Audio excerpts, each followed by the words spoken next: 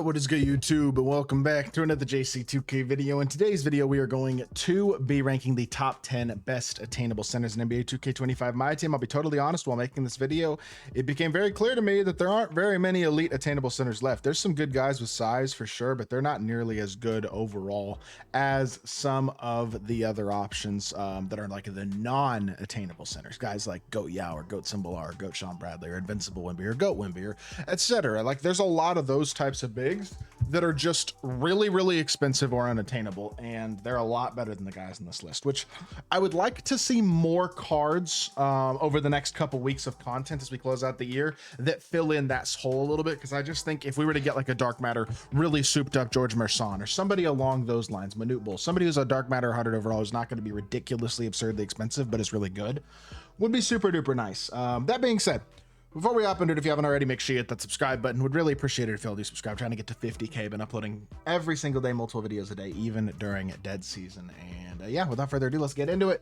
Mark Eaton is 7'4" at number 10. The reason he's number 10 is because he is 7'4". He's not extremely athletic, although he is very good defensively. The reason he's on this list is because he is huge, so he can physically compete against the glitchy, annoying top-tier big men in my team. And really, that's his biggest value, is how good he is on the defensive end of the court. Offensively, his jumper's okay, but not spectacular. He'll hit wide open. He's going to be great around the rim, a lot of offensive rebounds and things like that. But that's about all he's really going to give you on the offensive end of the court. There's no off-the-dribble ability whatsoever there. Not that there really needs to be, and I wouldn't say the jumper is super elite, but I do still like the card. I think he can play his role and be a pretty useful option. Number 9, there's a nice little jump up here. 100 overall KP, who's a solid card, to be totally fair. I mean, this card being number 9 is a good indication of how loaded this list is. I don't think it's a terrible list. Like I said, I just think there could be a few other good or better options. But KP, look, here's the honest truth. 7'2" with 99 speed is super useful. His jumper's not awesome, although I wouldn't say it's bad. He has no off the dribble game whatsoever, does not have a great fade. He's just big and fast. Now, big and fast is a useful skill set, no doubt about it. But big and fast by itself does not make a card great.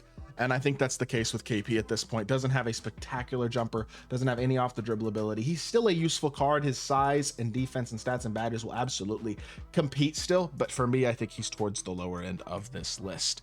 Number 8 is going to be 100 overall Shaq, who's in a very similar spot as KP. Jumper is slightly faster and he's got Garland dribble style though, which is a plus. Still has no other movement, doesn't have a great fade. The jumper does tend to get good load ups, or a pretty consistent amount of load ups, because Franz Wagner, for whatever reason, is one of those jump shots this year that seems to get pretty significant load ups.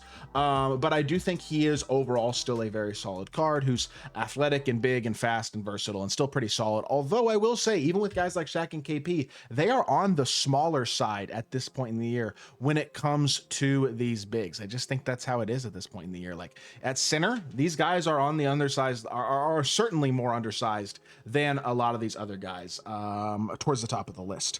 Similarly, Brook Lopez at number 7 is a very similar type of card here. He's I mean, look, he's a good card. I'm not going to say he's not. He's a very solid card. But at the same time, he's 7'1", 7'5" wingspan. I mean, not a ridiculous card. You know what I mean? He doesn't have ridiculous size. He's good. He's not great.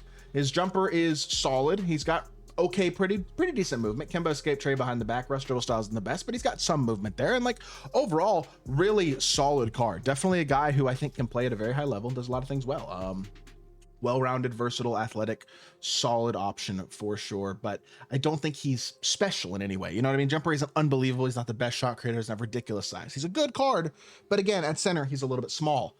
Yet again, a little bit small. Number 5, Patrick Ewing, who I actually do like a lot at power forward. At center, a little bit less so, just because again, he's only 7 foot with a 7'4" wingspan. What he does have going for him is pretty much perfect sigs, not just pretty much, he has legitimately GOAT sigs, Pro 2 fade, and a solid jump shot. Great stats and badges, very well rounded. Like I said, I think this card is absolutely awesome at the power forward position, but at center, again, height is what kills him, and that is why he is only number 6 on this list. Now, number 5 is going to be, if my list will actually load, please. Who do I have on number 5? I have Dikembe Mutombo at number 5. Let me go ahead and close a couple of these tabs if I can. I might need to get a new computer, man. My computer is getting so laggy. It's annoying, but I appreciate y'all for supporting regardless. That being said, Dikembe at number 5 he's 7'2". And he's got a big player build. That's the other thing about him. 7'7" wingspan. I know KP is also 7'2", but Dikembe has a jumper that I like a lot more. than KP's.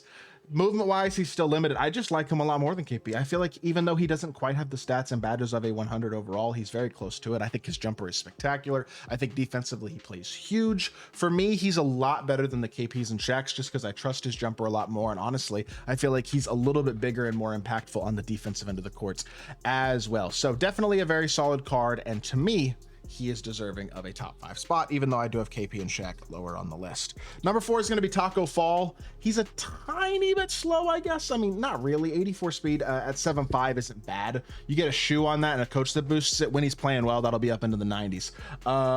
Amazing finisher. I mean, he has one of the glitchiest, truly glitchiest player builds in the game, including every GOAT card and everybody. I think Tacko might have the biggest pure player build in all of my team, period. He is extremely good on that end of the court, and I do like the card. I think he's definitely a very solid option. His size is super good, and I honestly think his defense is awesome too. Like, I really do like this card a lot, but to me, I don't know, man. Maybe I think what kills him is probably a slight lack of speed, slight lack of defense. Probably, I mean, overall, I don't know. You got to be critical of something, right?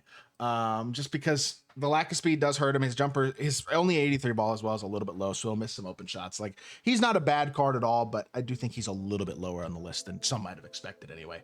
I do have Opa Wemby over Tacko. I originally had Tacko over Wemby. Tacko is bigger. He is better on the interior. But the thing about Wemby that I really like is his jumper is just, you just can't contest it. And honestly, Tacko's jumper is probably faster, but Wemby's more uncontestable. And I also think he feels faster. I don't know what it is about Victor Wembanyama's movement this year compared to a lot of the other bigs, but I don't think he is quite as, I don't know. I don't think he's quite as good personally. I think for me personally, I probably do have him. I don't know. He just moves really well. He's very fast for 85 speed especially, and he still doesn't feel like a liability defensively against these GOAT bigs. I feel like he can stay in front pretty effectively. Like, overall, it's a card that I really do like a lot, and do think can really have a pretty big impact on people's teams. So definitely a card, again, that I am a big fan of, and I think he deserves to be number 3. Number 2, Rik Smits.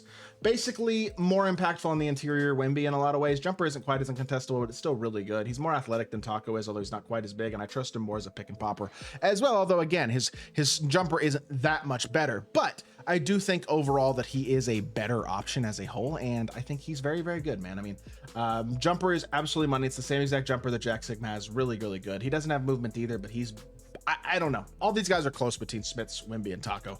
I think I like Smits the most. Number 1, though, is not even close. It's the only big that's really like this. Big Z is the only elite big who's decently affordable. 7'3" with actually pretty good sigs and an incredibly fast jumper, 7'7" wingspan. He's got the size, but he's got Kemba escape, Kawhi behind the back, Levine step back, so he can kind of create a little bit of space better than all these other guys do. Also, he's got the fastest jumper on this list, and he's 98 speed, 99 everything. Like, he is the best card on this list, and it's really not even all that close. I think he's absolutely awesome, and to me at least, he is the number 1 option at the attainable center position. I don't really think it's all that close. I hope we get more cards like Big Z, because he's the type of player that I think makes the game more enjoyable for a lot of people when you can have a card like Big Z on the squad. He just counters a lot of things, and it really is a valuable option. So that being said, that's gonna do it for the video. Let me know what y'all think of the list in the comment section down below. If you did enjoy the video, make sure you hit that like button, leave a comment, and subscribe. I will be back with more 2K content very, very soon, and I appreciate y'all.